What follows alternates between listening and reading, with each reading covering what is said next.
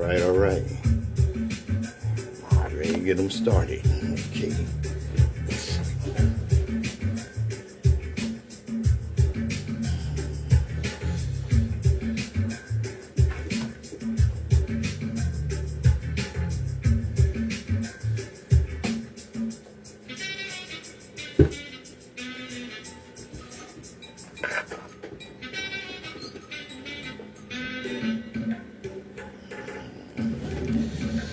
Sheesh, what I do with that?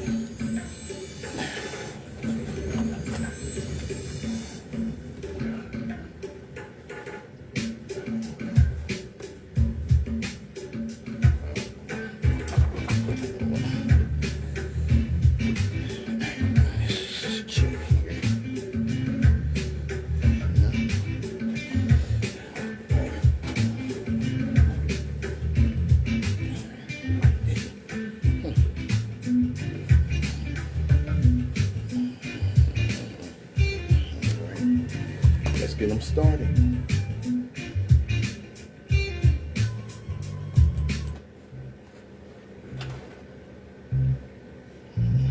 All right. We're ready to get them started here. I'm going to start off with this canal.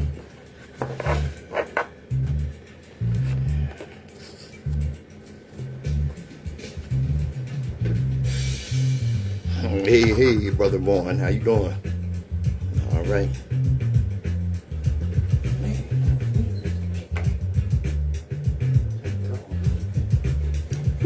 Those of us that indulge in or commit intellectual violence don't do so for the pleasure of mental masturbation or egotism. We do so because the chains of oppression in our people's minds are deep and difficult to remove.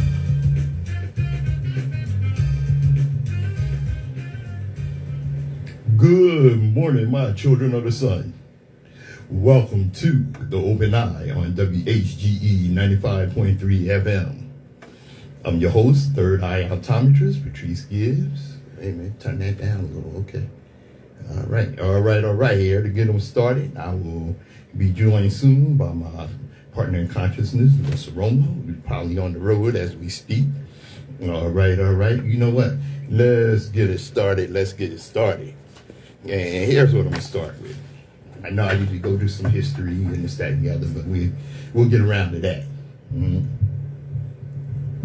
I don't know how many of you have heard of Van Jones. Okay, Van Jones is a journalist.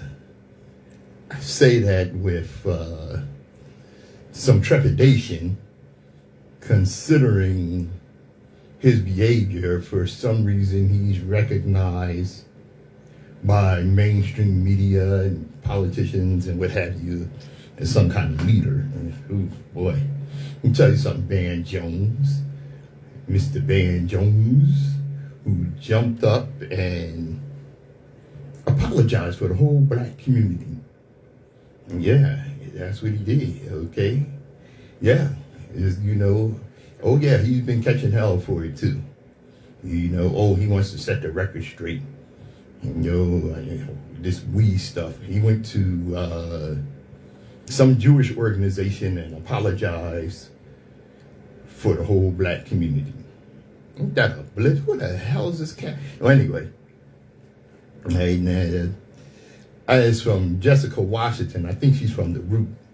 She might be from Black American Web, but at any rate, it's been a tumultuous last couple of days for Mr. Jones, and now he said he want to set the record straight. If I had said black folks weren't holding Kanye or Ye accountable, that would have been a lie, because zillions of us had condemned Ye. Let's stick together and get louder versus hate, tweeted Jones. Now, Jones' tweet was in response to a clarification from journalists who originally posted the quote, who said that Jones did not apologize for alleged black silence about Kanye. Okay, here's what he actually said. I'm going to start off with an apology for the silence of my community and for the speech of my profession. He's apologizing for who? For the silence of his community. When we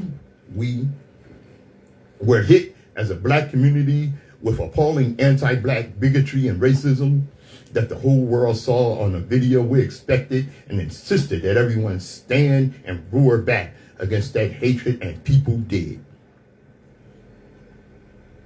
Okay. And by the tens of millions, people marched in a pandemic. By the tens of millions, non-black people to say we will not accept this sort of racism, this sort of violence, this sort of hatred on this planet. People marched by the millions. And yet, as this wave of hatred has been building against our community, we have rationalized over and over and over again, responding not with a roar, but with barely a squeak, and sometimes a shrug. As a result, we now have the shock to you, the pain to you, and the humiliation to us of having an African-American icon praising Hitler and Nazis, and we act like we don't know where the hatred came from. Now, to me, it does sound like he's apologizing for the black community silence. But also, I'm not in Jones' head, so who knows? Anyway, he goes on to say, and I want to say very clearly, when it was a drip, we did not turn it off. And now it's a flood. And I want to say to you, I apologize for the silence of my community. The silence is over. And I want to say to Kanye, who I know, yay, nay, yay, nay, yay, nay. No more, no more. Van Jones is no stranger to lobbing out controversial opinions, but his latest statement really had people doing a double take. Apparently, it's all our fault Kanye West is a raging anti-Semitic. The whole thing does read an awful lot like someone apologizing for the black community's silence on anti-Semitism, especially because he specifically references the black community. Now, I must have missed the meeting where we all came together on Black Twitter and elected Jones the representative of the goddamn community. But I kind of think I'd remember making the man who said we don't give Donald Trump enough credit for his love for black people supreme leader. In all fairness to Jones, who was having one of the more confusing walkbacks of the week, he did point out later in his speech that there was an awakening in the community. Really? Yeah. I tell you what, I don't know where this all this awakening took place, but damn if Van Jones was, included in that. Now, Van Jones, look, we are not a monolithic people. Okay, we are a very diverse people with a whole lot of different views and outlooks on the way we see things. But Van Jones, for some reason, got in his head that it was his job to get up and apologize for the whole black community. All right? Damn this thing. Because, hey, Steve, because I never saw a Jewish person get up and apologize for the whole Jewish community, or an Italian person get up and apologize for the whole Italian community. You hear anybody apologize for Bugsy Siegel or Meyer Lansky, two of the most vicious, murderous gangsters in American history? You ever hear anybody from the Jewish community apologize to the whole black community in Harlem for Dutch Schultz? Who's Dutch Schultz? Dutch Schultz was a Jewish gangster. All right? Dutch Schultz was his street name. His name was actually Arthur Fliegenheimer. All right? He was a Jewish gangster who declared war on black number writers and number runners in Harlem. Anybody apologize? Anybody from the Jewish community apologize for that? No, and we didn't expect them to. Anybody apologize for Arnold Rothstein, who was the founder of the Jewish mob, who also trained the Italian gangsters, Frank Costello and Lucky Luciano? Anybody apologize for him? So Van Jones, shut the hell up. How dare you make yourself the spokesman and apologize for the whole black community to, for our so-called silence on Kanye West, because a whole lot of black people have been speaking up against the things that Kanye West has said. But there are some black people that actually agree with Kanye West said, not so much as anti-Semitic statements like the foolishness of love for Hitler and the Nazis and this, that, and the other. A broken clock is right twice a day. So Kanye West has said some things that were historically accurate. But that don't mean that, the whole black community is at fault for what Kanye West said. See, this is the game that they play, and Van Jones played right into it. Whenever a black person does something detrimental or controversial, okay, it is blamed on the pathology of the whole black community. And you get some idiot like Van Jones jumping up and apologizing for the whole black community. We, the black community, shut up with your French ass self. I'll be damned. Let me move on and get our disclaimer in here. We'll be right back. WHGE 95.3 FM, The Open Eye. Views and opinions expressed on The Open Eye are those of the hosts, guests, and contributors, and do not reflect the policy or position of WHGE 95.3 FM, nor our sponsor, the Delaware Center for Homeless Vets. Any content provided by Open Eye's hosts, guests, or contributors are theirs and are not intended to malign any religion, ethnic group, company, or individual. Patrice Gibbs, your third eye optometrist. All right, moving right along. If you haven't already figured it out, the U.S. Constitution is exactly that, a con. Constructed by wealthy, slave-owning landowners to disguise a system that gives them, the wealthy, absolute rule over us, the mob. As a system that advocates liberty and freedom for all. They didn't actually mean that. Nope, they didn't actually mean that. Just to give you an idea. All right. Just got a message from Nsoromma. He's not going to make it today. Okay, that's all right, brother. All right, I'll be in touch. As I was saying, it's a con. The powers that be. This is how crazy it is. This is how crazy it is. Check this out now. All right. During the Obama administration, okay, Obamacare was passed, which rightfully so a lot of us weren't enthused about because thought it was really weak. It came from Mitt Romney. What was he, senator or governor of Massachusetts at the time? It was the Romney healthcare plan, which does not touch universal health care. Okay? So what the result of was when Trump got in office, this is how silly these people are, you had the whole Republican Party, okay, pushing to get rid of health care that actually gave a lot of people that didn't have access to health care, and a lot of the fools that voted for Donald Trump because they wanted to get rid of Obamacare, voting to get rid of health care because it was pushed through by a black man, by a black president. And check this out. This is from a German citizen, all right? He says, as a German, I get universal health care, excellent roads, great public transportation, easily affordable high-quality education, and affordable child care. As an American, you can dream that you will be rich someday. And this is the game that the elite, that the wealthy, that the 1% has played on poor and working class whites, that one day you can be one of us, when they actually really hate your guts. Okay? Listen to this. I'm pretty sure I got this from Sister Tracy. All right. I see you on there, Vic. I have such a hard time understanding how people are comfortable in having second-class citizenship. We are not full citizens.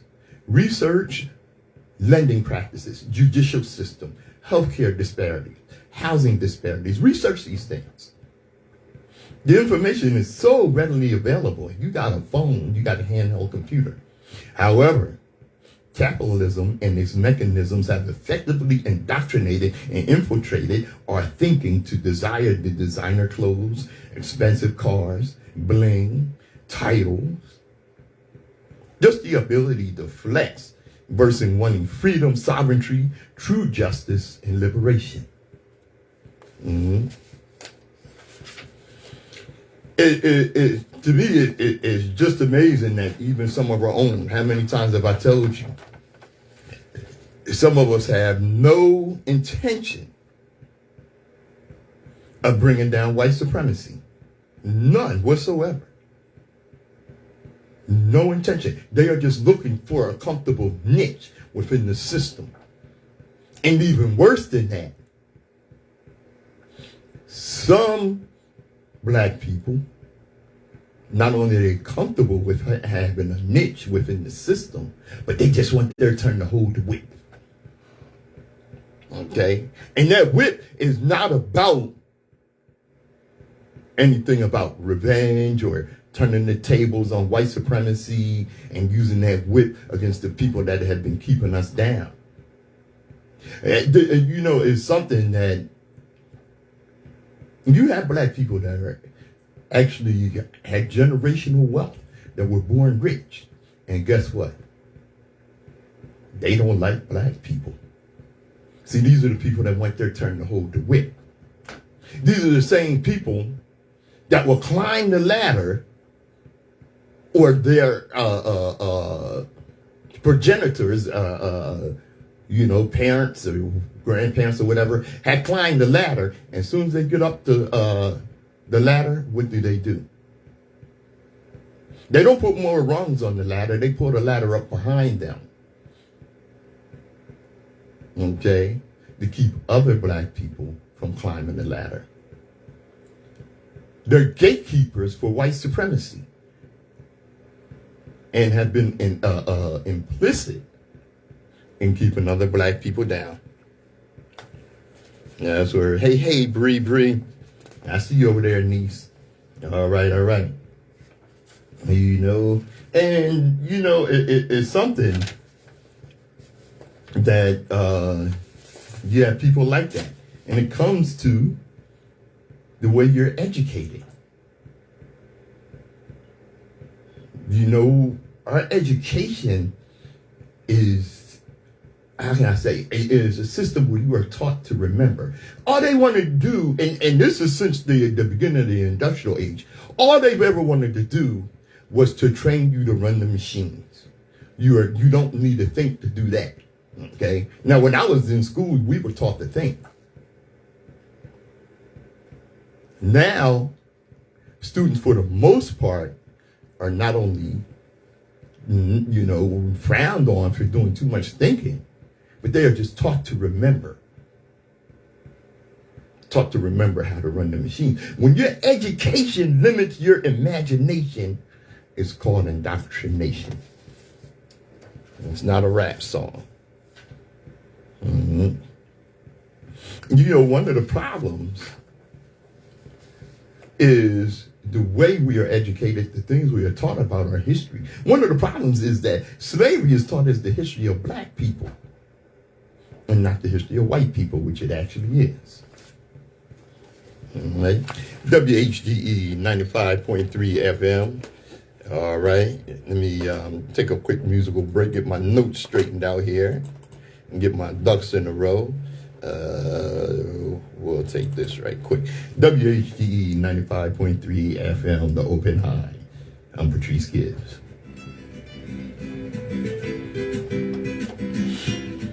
Yaga, Brother Vic, as you say. Yes, sir. All right. Thank you for joining me, niece. I see you on there, Bree. right.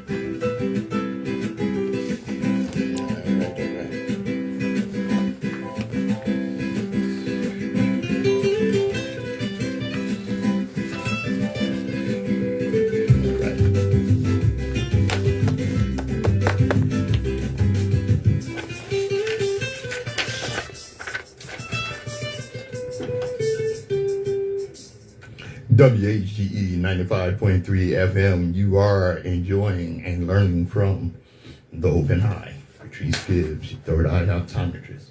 And let me tell you something. They're lying to you. This is from Rebecca Parson.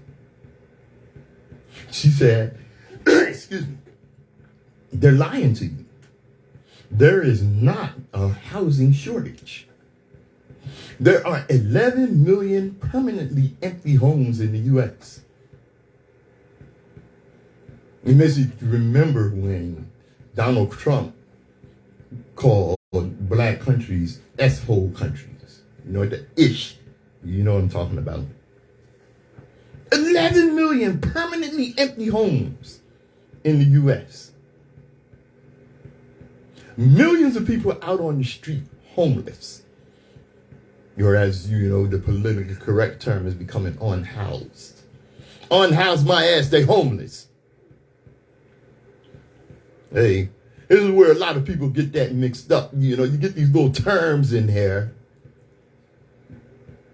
that are politically correct. Let me tell you something. If you're staying with somebody else, if you're couch surfing, if you get up in the morning and you done stayed at your cousin's house, but when they left for work, you had to leave for work, or you had to get out of the house and put all your stuff back in your car or in your backpack and pull along luggage because you had nowhere to go, even if you had a job, all right? Working 9 to 5. By 4:30, your biggest concern is not what you're going to have for dinner, is not what's coming on TV, but where you're going to lay your head that night and how you're going to get cleaned up for the next day. Now, where do we get the data from? The census. Where do local politicians get their data? Their real estate developer friends and donors. Why are they lying? Why are they lying? Because there's money to be made from building more unaffordable housing, not from rent control and public ownership of housing.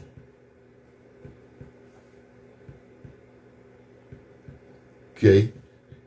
There's no profit in for the 1% in rent control. You know, there was a guy in New York City. He was in one of these rent control apartments. His landlord, of course, wanted to raise the rent. He had been in the apartment for, 30 years or something, and paying like $500 a month rent. 1 bedroom, comfortable apartment. That landlord wanted him out because he could charge up to $2,000 or more for a decent 1 bedroom. All right? I've seen cubby holes in New York City going for $1,100 to $1,500. Efficiency going for $1,500 a month. Okay? So this landlord, what he did was he rented an apartment to a known drug dealer who kept the traffic heavy and also harassed this tenant to try to get him out of there. So this is the rotten stuff that they're doing. And we turn to our government for protection from this stuff, and they're busy trying their damnedest because their pockets have been lined from real estate developers and friends and donors. So they're doing all they can to pass laws that favor the people that pay them. Mm-hmm. This is what they do. So they're lying when they say, and you know what? It's not just the housing, of course. All right? guy said this jokingly. He went to go buy a dozen of eggs. It was $6. He said, damn, what the hell? $6 for a dozen of eggs? And he asked the clerk, hey, why are these eggs, so expensive? And he said, the clerk told him, well, these are free range eggs, meaning the chickens that laid them were free range. They weren't caged. He said, the hell with that. Give me something for loneliest chickens' eggs. It's a lot cheaper. Give me some of them chickens that's been in the cage and locked up. Damn. And this is what we're dealing with. This is the reality, and this is what we're up against. Now some history.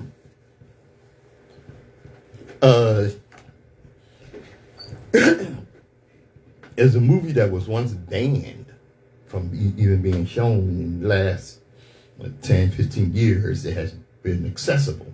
It's called The Spook by the Door. If you haven't seen it, I advise you to see it. It's a real controversial movie. Came out in 1973.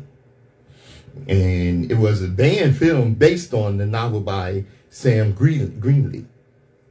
Now, this movie is an essential film of black cinema history. There is much to say about the movie itself. However, what makes this film so prominent is everything else behind the scenes and the collateral damage it caused for some people's careers. Greenlee chose Ivan Dixon to lead the film's direction, while initially considering casting Clarence Williams III to play the role of Dan Freeman. Ultimately, the part went to Lawrence Cook, who featured in more minor roles in movies and TV series beforehand. For those of you that don't know who Ivan Dixon is, Ivan Dixon is an actor, director, played in many roles in movies in the 50s, 60s, 70s, and what have you. The only things I remember him playing was the radio operator, the communications dude on the old TV series Hogan's Hero. Clarence Williams III, one of our most celebrated actors, for those of you that don't know. His initial claim to fame was the the Afro-wearing undercover cop on the Mod Squad. Lawrence Cook, I don't recall seeing him in a whole lot of movies and what have you. But at any rate, Greenlee based the film in Chicago. However, Dixon shot most of the movie in Gary, Indiana, because Chicago's mayor didn't appreciate the film's theme. And I would guess he wouldn't. If you've seen the film, you would understand. Greenlee also hired longtime friend Herbie Hancock to produce the movie soundtrack. Ultimately, the subject matter of black militancy and revolution while exploiting the CIA's training was more than what America could bear at the time. As a result, United Artists Films pulled the movie from theaters after only 3 weeks. Now we can dive deeper into the significance of this movie from different aspects. However, I encourage everyone to further research Sam Greenlee's experience with his book and film. Many American publishers initially rejected his book, but eventually Allison and Busby published it in the UK in March of 1969. It's eye-opening how higher powers can pull strings to suppress art and messages about institutional racism. I highly recommend this movie for viewing. It's starring Lawrence Cook, Janet Leigh, Paula Kelly, I hope you know who she is or was, J.A. Preston, Paul Butler, Don Blakey, and David Lemino. Now the storyline was this: to improve his standing with black voters, a white senator starts a campaign for the CIA to recruit black agents. However, all are graded on a curve and doomed to fail. That was the plan. That's the, Greenlee was hip to, the way institutional racism works and the technology involved. Like I said, in this movie, they were doomed to fail, except for one soft-spoken veteran named Dan Freeman. After grueling training in guerrilla warfare, covert operations, and unarmed combat, the CIA assigns Freeman a meager job as the token black employee. He made copies. After 5 years of racist and stereotype treatment by his superiors, he quietly resigned and returned to his native Chicago to work for a social service agency by day.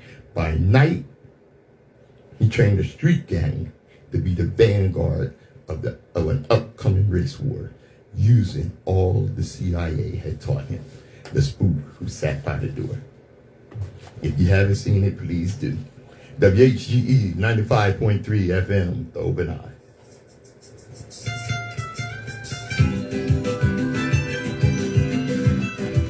Hey, Tracy. What's up, Stefan? I see you there, brother. All right.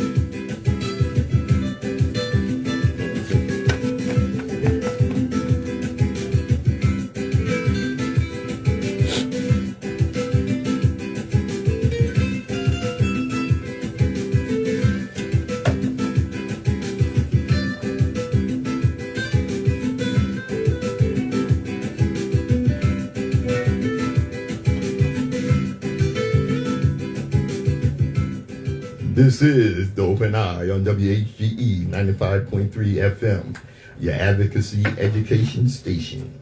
Yes, indeed, education. All right. I recently saw a video, I think it was on TikTok. I downloaded it and saved it and posted it on Facebook, and quite a few people saw it. And it was a video of a sister relating the story of Mary Turner. I had assumed, and right or wrong, that many of our people knew about the terror, the horror, the tragedy of Mary Turner.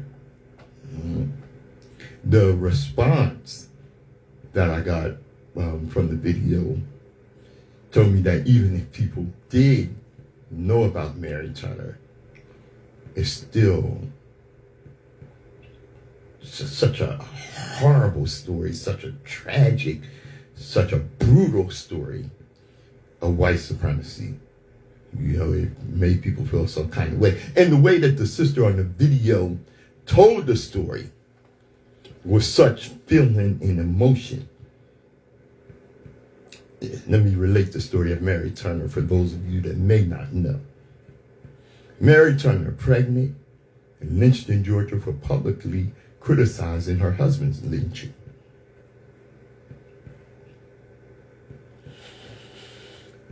On May 19, 1918, Mary Turner, a black woman who was 8 months pregnant, was lynched by a white mob from Brooks County, Georgia, at Folsom Bridge, 16 miles north of Valdosta, for speaking publicly against the lynching of her husband the day before.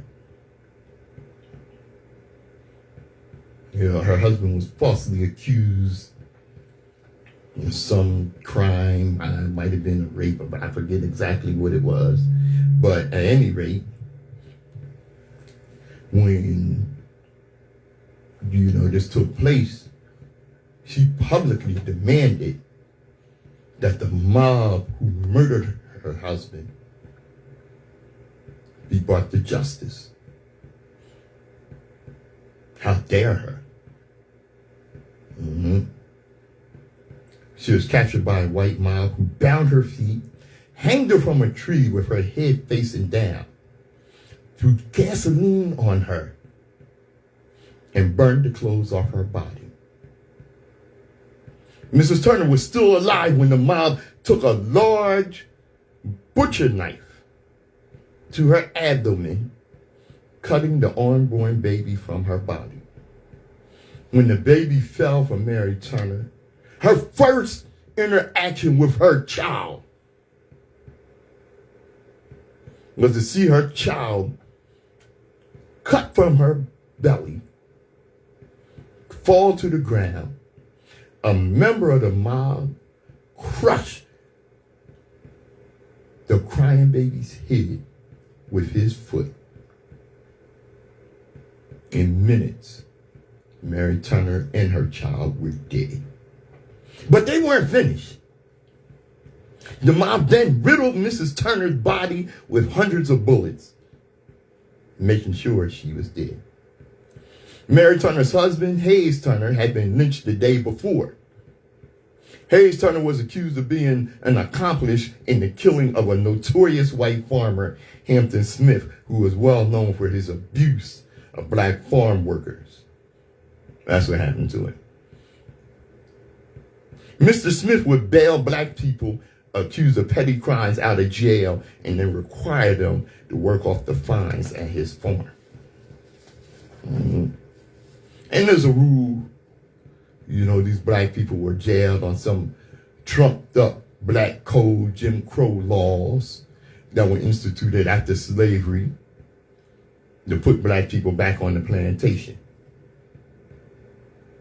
Sidney Johnson, a black man working to pay a legal fee for rolling dice, confessed to killing Mr. Smith during a quarrel about being overworked.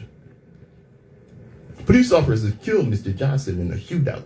When news reached the white community, Mr. Turner and other black farm workers who had previously been abused by Smith were targeted and accused of conspiracy. See, that's been a century-old practice by white supremacists. One black person does something, blame all of us.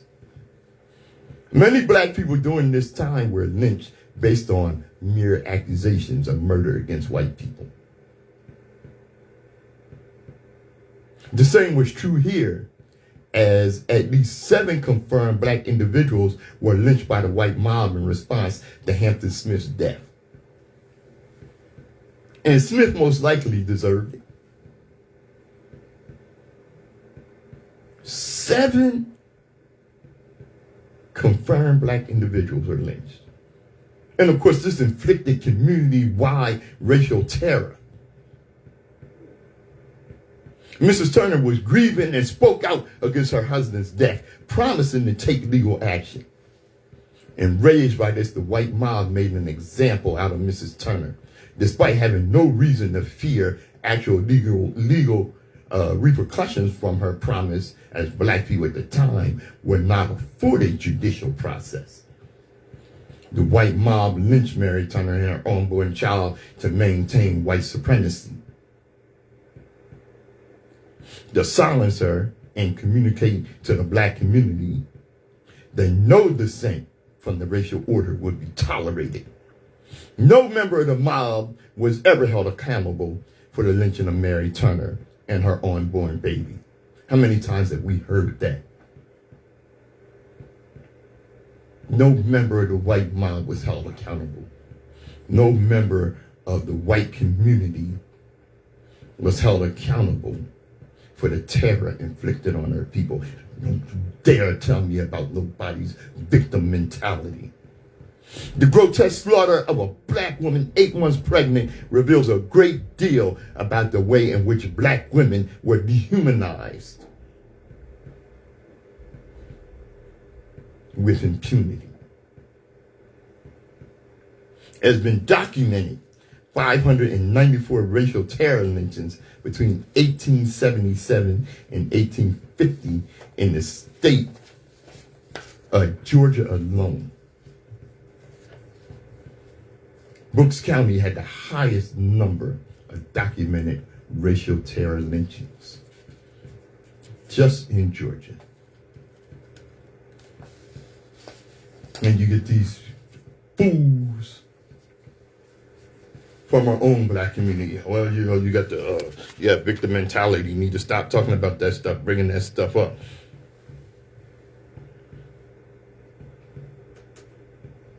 Slavery wrote terror, degradation, and pain on my back. I can't forget. I can't forget because I feel it.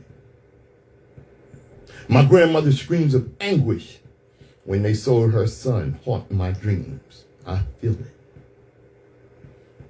My grandfather's confusion, loneliness, and fear when he was sold away placed havoc with my esteem. I feel it. My father's wounds from the overseer's lash burn whenever I sweat. I feel it. My sister's moans of humiliation as she was raped by the slave master fills me with an anger from which there is no solace. I feel it. My brother's fear and weakness caused him to turn me in to the slave catcher when I tried to run away. He broke my heart. I feel it. And it's there every day. I can't forget.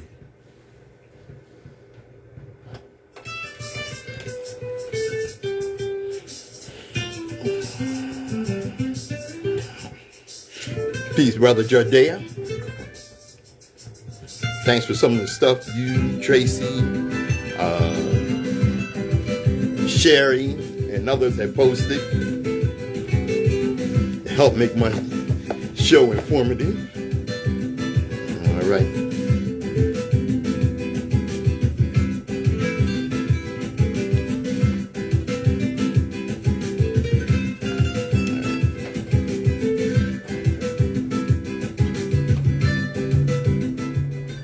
WHGE 95.3 FM, the open eye. Patrice Gibbs, your third eye optometrist. You know, with the recent controversial behind the comments of Kanye West and I would say the false accusations of anti-Semitism against Kyrie Irving and what have you. You have some of our own people participating in some false information. Then you have some of our own people bringing about criticisms that are unfounded. Yeah, there is a lot of false information out there and what have you. And, you know, I would advise our people to be careful about the information that you feed into. Now, this is from Touré. Many of you know Touré is a strong voice amongst black pundits and what have you. I often find myself in disagreement with a lot of the things that he has said. And one of the things that I really despise people saying is what he started out this op-ed with. These hoteps must be stopped, y'all. Famous hoteps like Kanye and Kyrie are normalizing hotepism. And meanwhile, hoteps are a part of the Republican Party. Oh, hell no, we have a problem. Like I said, there's a lot of misinformation out there. And some of these so-called conscious people I myself look at with disdain, but I do not like this calling them hotep. You know, Sister Sherry Bryson, not only a good Facebook friend, but one of my friends in the 3D. Someone I've actually met. You know, what Touré says is, you know, he calls woke conscious people hoteps. Once again, you are putting students of history and those of us that reach out for a connection with Africa, Pan-Africanism, and what have you. You've grouped all of these so-called conscious people into one monolithic group. We gotta stop that. Gotta stop that, Brother Touré. Because I have to wonder if you would say Dr. Clark, Dr. Ben, Renoki Rashidi, James Smalls, and other black scholars, if you would call them hoteps. The fallacy of using the word hotep as a negative. Hotep is not a word that anyone has ever used to describe themselves. such as I am a Hotep, or I belong to the Hoteps, or I am a member of the Hoteps. Hotep is a word that comes from the language that is either the oldest or second oldest written script on earth. I would say the oldest. It is a word that simply means peace. The earliest known name of a person who contained this word in his name was Imhotep, a Kemet, ancient Egypt. His name literally means one who comes in peace. Imhotep, who lived about 5,000 years ago, is a black African man and is recognized by historians, and rightfully so, to be the world's first multi-genius. This is because he's the real father of medicine who practiced advanced scientifically based medicine about 2,000 years before Herodotus, who was taught by Kemetic descendants of Imhotep. There were actually temples in Greece that worshiped Imhotep and where Greek scholars studied medicine. Imhotep was also an engineer, architect, mathematician, astronomer, skilled writer, poet, and the king's grand vizier or chief advisor. Imhotep is most known for conceptualizing, designing, and supervising the construction of the world's first pyramid in third dynasty of Kemetic history. This structure was the world's first large stone building, first pyramid, and is still standing at a site where it's known as the Step Pyramid. Hotep is a sacred word in the ancient Kemetic language that was associated with the most spiritual ritual of giving offerings in praise to the divine. I will not go further with this word because there are others more skilled in it, the ancient language than I am. My point is that there are some who have chosen to use the word as an epithet to criticize and humiliate any black person who they consider to be African-centered in their ideological orientation. These critics have created a stereotypical image of any black person who is seeking a way out of the cultural hegemony of European domination and miseducation, and they're called a Hotep. And this is usually done by black people. That's the real crazy. This stereotype includes labeling all so-called Afrocentrics as misogynistic, homophobic, and as people who exaggerate, distort, or simply make up things about the greatness of the African past. While there is a sliver of the so-called conscious community who relate to Kemetic culture and use the word Hotep as a greeting of peace, even those who would generally, rarely, if ever, use this word, such as black Hebrews, Muslims and Rastas, are labeled Hoteps by these critics in a pejorative manner. Additionally, the problem with this negative application of this word is that it ignores the real huge problem. While there is much room for criticism of all types of negative behavior and misinformation that is created by some individuals, there is nothing monolithic in this segment of the black population. You can't paint them all with a broad brush. There is as much or more misogyny, homophobia, and misinformation amongst Christians, for example.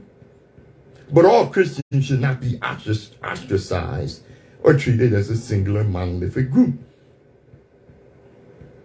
It is also hypocritical that the overwhelmingly largest liar, misogynist, distorter of historical fact, abuser of women and children, white European system of white supremacy seems to be exempt from criticism from these same critics. This fact calls into question the motive of these black critics and why they choose to label all black nationalists Pan-Africanists, which I am, African-centered scholars, and any who questioned white supremacy with such a broad brush while destroying the name of one of the greatest black African heroes in history.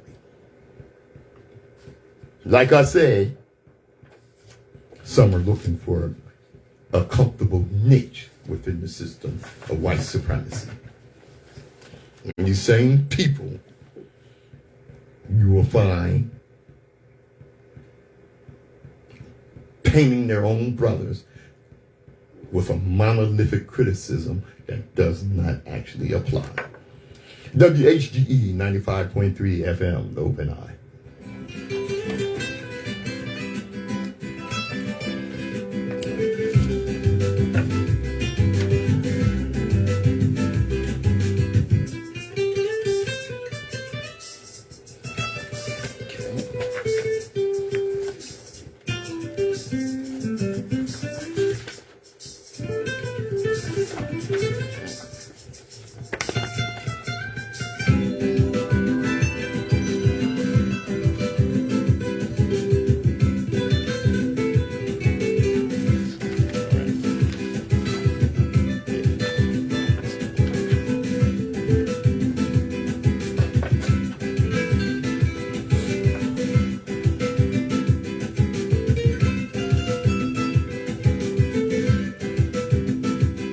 All right, big ups.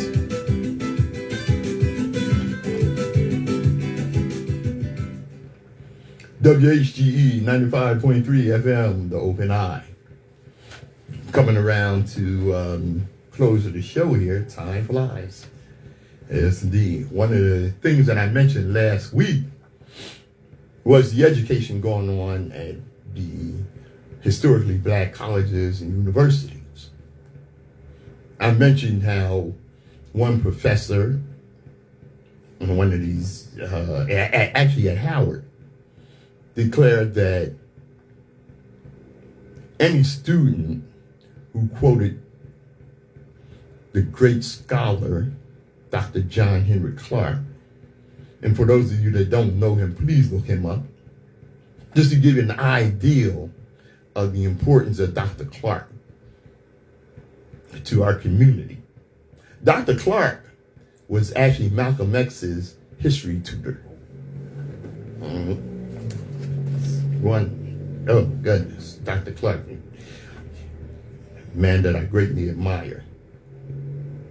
Now, we recently had an incident just this week.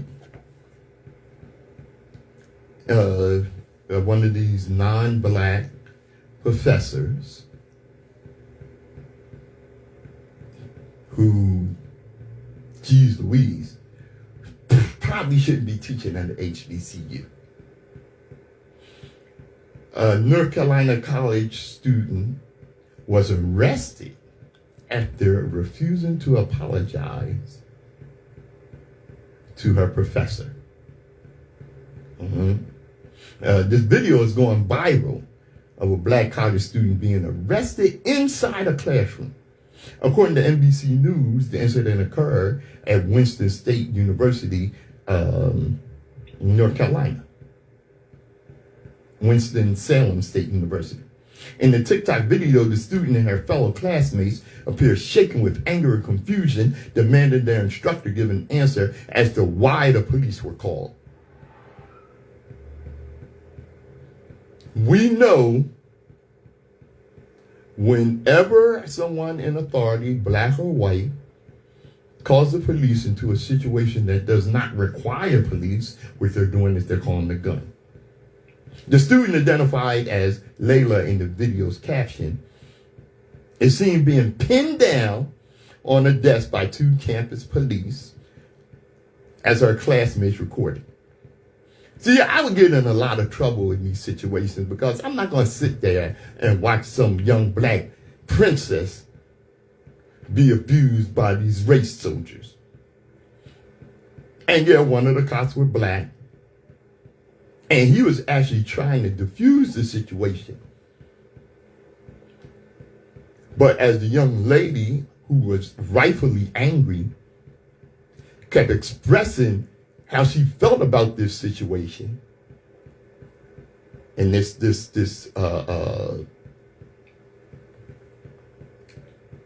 situation with this professor, the white race soldier, the white police officer, said, okay, that's enough. Put the cuffs on. And the black police officer went along with that. Give their pigmentation no consideration when they're in that uniform. Okay. According to the report, the professor got into a heated exchange with Layla after she declined to redo parts of her project ahead of presenting. So you're having me taken out of here because I refused to apologize. You yelled at me. You tried to embarrass me about my paper. You're a terrible teacher. And yeah, she is right. Watch the video on Twitter. Okay? Many college students can attest to having a spout with this same disrespectful professor. See, they don't feel they have to really, respect their black students. And after they disrespect them and scream and holler, if they don't react in a submissive manner, then they want to kick them out the class or have them arrested. And just last year, there was a black professor who had a student that came in later, maybe two students, and she tried to get out, you're late, get out. And when they didn't leave fast enough for her, she called the cops. Hopefully she got fired. Now, the chancellor of the college was at, Winston-Salem State University. Elwood Robinson's response was, as many of you know, there was an incident this morning involving a student and faculty member that escalated on social media. We now have more information regarding the event, and we want to share some key information with our campus community. He went on to say, we understand that the weaponization of police is a prevalent problem in our community. However, that is not what happened in this incident. It was a black man. He said, that's not what happened in this incident. We strive for a safe, inclusive, thriving, and intellectual community where all our faculty, staff, and students feel respected and supported. To that end, we will take swift and appropriate measures against any situation that contradicts those ideals. You're full of crap, mister. You're full of crap. Because this was definitely the weaponization of police. Because this professor was tone checking this young black lady whom she had disrespected. And when the young lady responded in kind, she couldn't accept that. Shame on you, Chancellor Elwood Robinson. Sounds like that's what your goddamn name is. WHGE 95.3 FM, the Open Eye. All right, well, we're bringing it to a close. Though after 12 here, that's all right. And what I want to do is, I want to close with a story that I got from this sister whose name escapes me. I'm sorry, sister. Story time. All right. There was a family that lived on the outskirts of a small village. They owned one cow. Now, they depended on the milk of that cow to eat each day. If there was little milk, they ate little. If there was a lot of milk, they ate well. But the lives of the mother, father, and children depended on that cow. One day, a lone traveler passed through the village. He was hungry. The family shared their milk with the traveler, and he was extremely grateful, and he wanted to return the favor.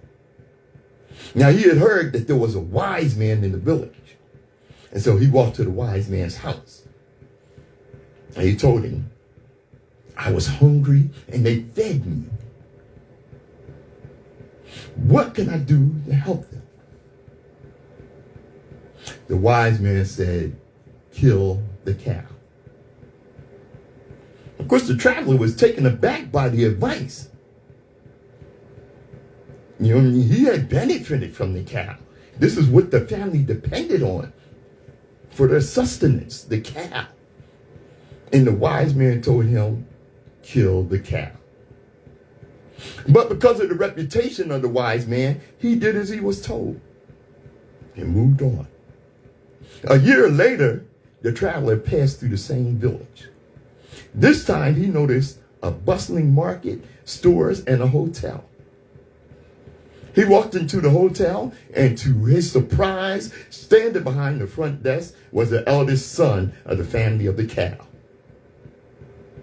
What happened? Asked the traveler. Well, we lost the cow. So we had to go out and find a way to eat. And so we opened a market, and it grew. And we opened this hotel, and it's growing. Then the words of the wise man returned to the traveler's mind. Kill the cow.